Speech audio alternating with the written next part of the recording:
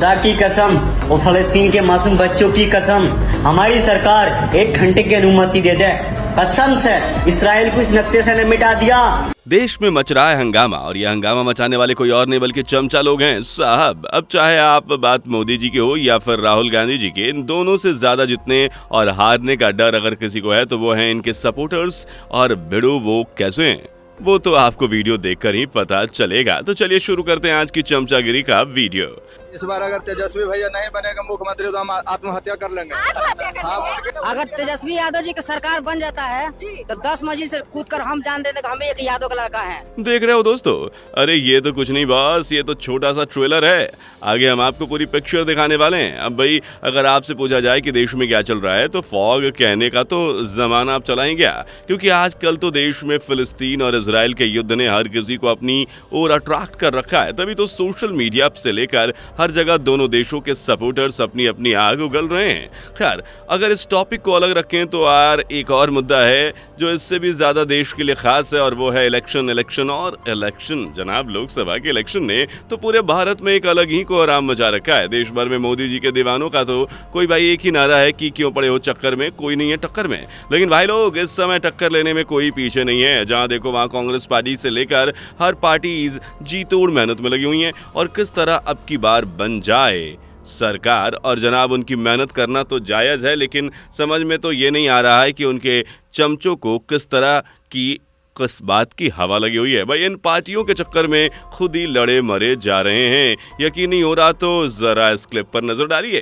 कि राज्य सरकार वहाँ का पैसा लेती है, केंद्र सरकार पैसा लेती है, वो पैसे से क्या होता है, सड़कें बनती है, हॉस्पिटल बनता है और कई मंदिर है। आइए बिहार में चलते हैं, आनंदपुर मंदिर है, वो कैंसर हॉस्पिटल चला रहा है। आप आइए मध्य प्रदेश में आनंदपुर ट्रस्ट है जो कृष्णानगर में पूरा डायग्नोसिस सेंटर चला रहा है। आइए दिल्ली में इधर कई सारे मंदिर है जो पूरा का पूरा इकोनॉमी चला रहा है। अब इनके जैसे अनपढ़, इनके जैसे क्या है कि ज्यादा पढ़े लिखे पता क्या बुद्धि जो होती है ना वो यहाँ जाता है। मस्जिद क्या करती है, मदरसा क्या करता है, मदरसे क्या करता है, मदरसे में तो आतंकवादी निकलते हैं। अब यार इन्हें कौन समझाएं, ये तो इसी मसले में तसला करते रहेंगे। चलिए हम जरा राहुल गांधी जी की तरफ गौर फरमाते हैं जो बड़ी ही तसल्ली से फर्क समझाते हैं। आप भी समझ लीजिए। समझो मैं आपका हूँ, वो उनके हैं। मैं आपका हूँ,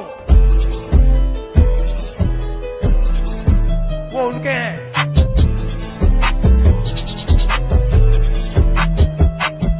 वाह राहुल जी क्या मस्त एक्सप्लेन किया है। मैं आपका हूं और वो उनके हैं, बहुत खूब। अब यार यहाँ तो बीजेपी कांग्रेस की ये सिलसिला 4 जून तक यूं ही कायम रहा और उसके आगे भी बढ़ गया है। जो लोग 4 जून का इंतजार कर रहे थे अब वो 1-2 दिन और इंतजार करेंगे। वैसे बीजेपी ने बाजी तो मार ली है, लेकिन कई लोग तो लगातार आवाज उठाते रहे। जी हाँ, इस आवाज में अखिलेश यादव जी भी अपनी आवाज उठा रहे थे और वो क्या कह रहे थे, क्या है उनकी भावनाएं, उन्हें भी सुनना जरूरी है। आखिर वो भी मुख्यमंत्री रह चुके हैं तो सुन लीजिए। 4 जून को 12 बजे पिक्चर रिलीज हो जाएगी और उसका नाम होगा एक थी भारतीय जनता पार्टी। ओहो देखिए तो जरा जनाब को बॉस कह तो सही रहे हैं 4 जून को 12 बजे पिक्चर रिलीज हो जाएगी, लेकिन हुई नहीं। उसके बाद क्या होगा ये तो तभी पता चलेगा। तो पहले से ही कैसे कह सकते हैं ये एक कौन थी और ये कौन है और क्यों? यादव जी सही कहा ना। वैसे आप इस वीडियो को जरा सेव करके रख लीजिएगा। आज कौन कैसे बोल रहा है और 4 जून के बाद कौन कैसे क्या बोलेगा ये तो आप सुन ही रहे हैं। या बोलेगा भी या नहीं ये भी नहीं पता। अब यार जहां एक तरफ कांग्रेस को सत्ता में लाने के लिए राहुल जी दिन रात एक कर रहे हैं, ना जाने क्या क्या जतन कर रहे हैं, लेकिन उनके चमचे अरे मरे मतलब सपोर्टर्स तो यार अपनी खल्ली उड़वाते ही रहते हैं। मतलब कोई इज्जत इच नहीं है बॉस। अब आप ही देख लीजिए। टक्कर कौन देने को पसंद कर? राहुल गांधी। हाँ राहुल गांधी। एक मिनट राहुल गांधी आ रहे हैं। अगर राहुल गांधी नहीं आया तो कटवा लोगे? अरे हम क्यों कटवाएंगे भाई, आप कटवा लोगे? अगर मोदी नहीं आता तो मैं मुझे मुंडवा लूंगा। और बोलो मगर मेरे को इतना पता है कि आप घर जाने के बाद आज थोड़ी देर के लिए अपसेट हो गए क्योंकि इनकी वाइफ भी कहेगी अरे रहने दो, मैं भी दिल्ली के दीपक की फैन हूँ। अरे रे भाई साहब ये कुछ ज्यादा नहीं हो गया? चलो कोई ना, अगली बार से ध्यान देना। वैसे सही बात है दोस्तों, चाहे मुद्दा कोई भी हो, ये चमचे जा हैं उनकी बोलती बंद नहीं होती। हाँ बोलते तो ऐसे हैं कि मौका तो दे दिया तो किला ही फतह करके आएंगे, लेकिन फिसड्डियों को ये नहीं पता कि वीडियो बनाकर बोलने से और सामने बोलने में बहुत फर्क होता है। भाई साहब भागना तो दूर, भागने की सोचने से पहले ही गायब हो जाओगे। यार ऐसा हम कहना तो नहीं चाहते, लेकिन कहने के लिए मजबूर करते हैं कुछ लोग। जैसे कि इन KGF के रॉकी भैया की फोटो कॉपी को ही देख लीजिए। खुदा की कसम और फलस्तीन के मासूम बच्चों की कसम, हमारी सरकार 1 घंटे की अनुमति दे दे। कसम से इसराइल को इस नक्शे से न मिटा दिया तो नाम क्या कह रहे हैं? मतलब यार देख रहे हो, ये भाई साहब 1 घंटे में इजराइल को नक्शे से मिटाने की बात कर रहे हैं। अब इन्हें कोई समझाए कि तुम्हें सरकार की इजाजत की क्या जरूरत है, बिना इजाजत लिए ही टिकट कटा लो और पहुंच जाओ ना नेतन्याहू के घर, फिर मिटाओ नक्शे से। हो क्या रहा है देश में? नौजवानों को अपने देश के लिए शहीद होने में थोड़ी बहुत शर्म आ रही है क्या, जो फलस्तीन के लिए कुर्बान होने में तरस रहे हैं? हाँ देखिए जरा इन भाई साहब को क्या कह रहे हैं, इनकी जुबान से ही सुनिए। काश के मैं भी फलस्तीन में पैदा हुआ होता और भरी जवानी में फलस्तीनियों के लिए लड़ते हुए शहीद हो गया। ओहो देखा भाई, इनकी किस्मत कुछ ज्यादा ही खराब रही। ये भाई जल्द से जल्द शहीद होकर हुरूर के दर्शन करना चाहते हैं। अरे नहीं, इन जनाब को तो कोई बताओ कि अभी ज्यादा देर नहीं हुई है, तुम्हारी किस्मत की चाबी तुम्हें योगी जी के पास से ही मिल जाएगी। बस तुम्हें क्या सीधा योगी जी के पास चिट्ठी लिखकर भेजनी है, वो कटवा देंगे तुम्हारी टिकट, फिर कर लेना अपने ख्वाब पूरे। क्यों, सही कहा ना? क्यों अब अपने दुखड़े का वीडियो बनाकर दिखा रहे हो? जाओ ना तो करो कुछ। लल्ला सर बोलने से तो काम नहीं चलेगा। खैर इनके तो यही मसले चलते रहेंगे। आइए हम आपको आगे लिए चलते हैं और देखते हैं क्या है रिपोर्ट राहुल गांधी जी की। लेकिन उससे पहले वीडियो को अभी तक लाइक नहीं किया तो जल्दी से लाइक कर दीजिए और चैनल पे नए हैं तो सब्सक्राइब करना ना भूलें। जब से मैं पैदा हुआ 1970 जून 19 तब से मैं सिस्टम के अंदर बैठा था। मैं सिस्टम को अंदर से समझता हूं। मुझसे आप सिस्टम नहीं छुपा सकते। बात तो सही कह रहे हैं राहुल जी, इनसे कोई सिस्टम छिपा नहीं सकता क्योंकि ये सिस्टम तो अंदर से जानने वालों में से एक हैं। पर शायद लगता है ख्वाब इनके गलत हैं पीएम बनने के, तभी जनाब को इधर उधर से भटकना पड़ रहा है। पर सिस्टम हत्ते नहीं लग रहा है। आप देखना चाहेंगे कैसे समझाते हैं राहुल जी सिस्टम को, तो भैया आप भी समझ जाएंगे। लीजिए समझ लीजिए आप भी। ये आपने जो स्वेटर पहना है ये कितने का खरीदा? ये आपने जैकेट पहन रखा है, कितने का लिया आपने? भैया ये पीली शर्ट सुंदर आपने खरीदी, ये कितने की खरीदी? ये आपने 1000 रुपए का खरीदा। 2100 का 1000 रुपए की देखो टी शर्ट खरीदी इन्होंने, ठीक है। इसमें आपने जीएसटी कितनी दी?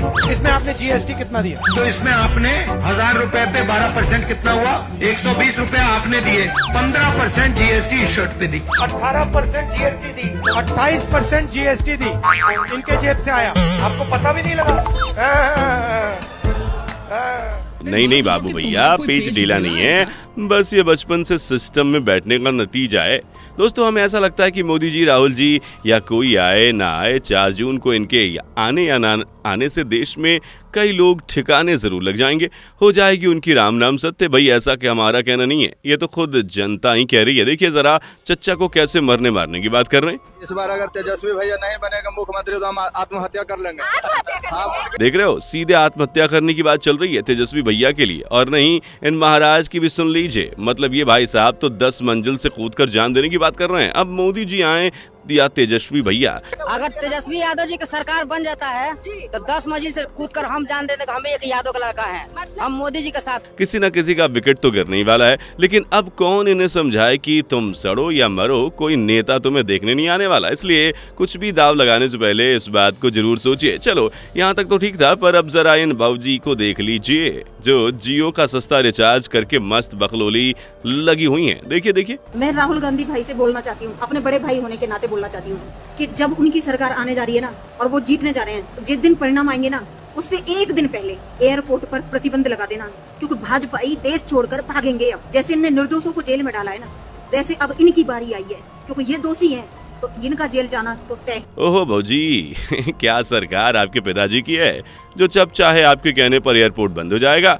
इनसे तो बस यही कहना चाहेंगे, पति देव आ रहे होंगे, रसोई में जाकर रोटी बना लीजिए, यहाँ कम बकलोली पे लिए। यार दोस्तों अब तो सच में आदी हो गई। राहुल जी की मेहनत पर पानी फेरने का काम कोई कर रहा है तो वो महिलाएं। देखिए जरा, मतलब हद है यार। अपनी परिवारवाद का कर रही थी कि ना राहुल गांधी डिजर्व ही नहीं करता। अब राहुल गांधी 53 साल के हो गए, अभी तो प्रधानमंत्री नहीं बने। मैम वो डिजर्व ही नहीं करता। क्या हम उन्हें स्वीकार नहीं करेंगे कि वो हिंदुस्तानी बन गई हैं? हम स्वीकार करेंगे, पर देश को हम किसी बार डांसर के हाथ में नहीं दे सकते। बार डांसर, इतना कुछ सुनना पड़ेगा अब राहुल जी। भाई चाहे कुछ भी हो, चपरियों का एक अलग ही लेवल होता है। देखिए जरा इस सस्ते छपरी को क्या बोलना चाहता है। चाय को तीसरी बार उबाल के नहीं पीनी चाहिए, क्योंकि वो जहर बन जाती है। समझदार को इशारा। ओहो लल्ला, ये क्या कहना चाह रहे हो? 3 बार की चाय जहर बन जाती है तो जहर पीकर मर क्यों नहीं गए जनाब? वैसे जो छपरी भैया आप बकलोली पेल रहे हो ना, वो 3-4 बार को चाय उबालने से जहर बनने वाली ऐसी कोई साइंटिफिक रीजन तो है नहीं। लेकिन छपरी ब्रो, चाय के बदले 3 बार का उबला हुआ काढ़ा पी लिया ना तो सारी बकलोली भूल जाओगे। उससे अच्छा है चाय से ही काम चलाओ। खैर, यहाँ तक तो किसी तरह चल ही रहा था, लेकिन उन्हें कैसे समझाया जाए जो मोदी जी को ही अंदर करने के सपने देख रहे हैं। देखिए जरा इन टोपा अंकल को। 4 को रिजल्ट आएगा, मोदी जी अंदर है साहब, चिंता ना करो। मोदी जी अंदर है। हाँ, सरकार बदलने के बाद मोदी जी अंदर है। 4 तारीख के बाद मोदी जी अंदर है। खेलते थे ना, कैसे उन्हें कैसे अंदर करें? सैकड़ों आरोप है उनके पास, तो फाइल तैयार है, देखते तो जाओ। अरे मुझे ऐसा क्यों लग रहा है टोपा अंकल को कुछ ज्यादा ही उत्सुकता है बोलने की, इसलिए शायद वो कुछ ज्यादा ही बोल गए। वैसे कह तो सही रहे, फाइल तो बहुत है मोदी जी के पास, अंदर तो सभी पहुंचेंगे, फिर क्या टोपा अंकल। देखा दोस्तों कैसे कैसे अरमान सजाकर बैठे हैं लोग 4 जून के लिए। खैर, अब तो 4 जून का दिन इनके अरमानों पे फानी फेर चुका है। वैसे आपको ये वीडियो कैसी लगी कमेंट करके जरूर बताएं। वैसे 4 जून के दिन के बारे में एक बात कहूंगा, कोई दुखी नहीं रहा इस दिन। विपक्ष वाले भी खुश हैं कि 400 पार नहीं हुआ, और ये पक्ष वाले भी खुश हैं कि चलो एक बार और सरकार बनाने को मिलेगी। वैसे आपको क्या लगता है अपने कमेंट्स जरूर बताएं, और जाते जाते वीडियो को लाइक, और अगर अभी तक हमारे चैनल को सब्सक्राइब नहीं किया तो पहले चैनल को सब्सक्राइब जरूर कर लें। दोस्तों, आपको स्क्रीन पर 2 और वीडियोस दिखाई दे रही हैं, जिसे देखने के लिए स्क्रीन पर क्लिक करें।